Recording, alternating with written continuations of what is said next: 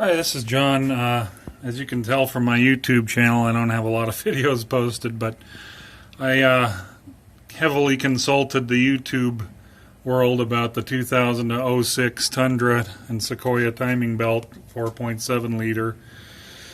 And even so, it took me a couple years between buying the parts to actually tear down a perfectly running engine, and I'm about 8,000 miles late. They say to do it at 90. This has about 98.3 on it.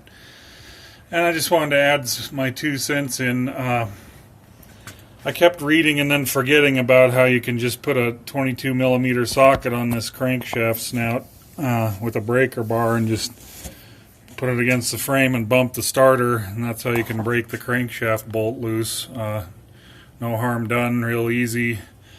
And that was after I went around to all the local parts stores looking at their tool loan program, and nobody had a Toyota crankshaft pulley tool.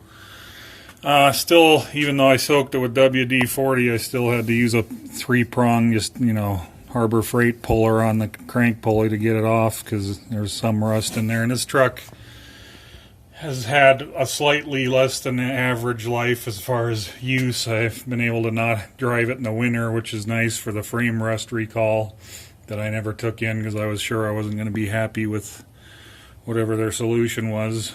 So I guess if the fuel pump ever dies and I have to drop the tank, then I might address, it seems to be right behind the cab at the front of the bed where it goes to a C channel, and it's doubled up behind where the leaf spring hangers are.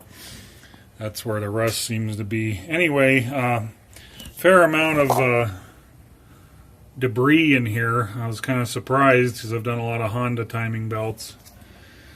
I'm going to clean all that up. I've got everything except for the tensioner pulley for the SERP belt, which is the one that sounds a little funky, so I might want to replace that. But I've got the Ison kit with the water pump, and you definitely want to replace the water pump, although the pump, as you can see, is not driven with teeth, so I guess if it's seized, that's it there.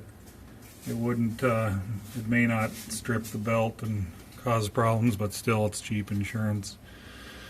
Another thing, I'm going to definitely do a crank seal and cam seals. It just makes sense while you're here, and I could be a senior citizen by the time this thing needs a belt again. That's the main reason to do the crank and cam seals, but I just don't see the crank seal lasting another 90,000. I mean, it might, but I just wanted to give my 2 cents since I appreciated all the information that I got online. Thank you.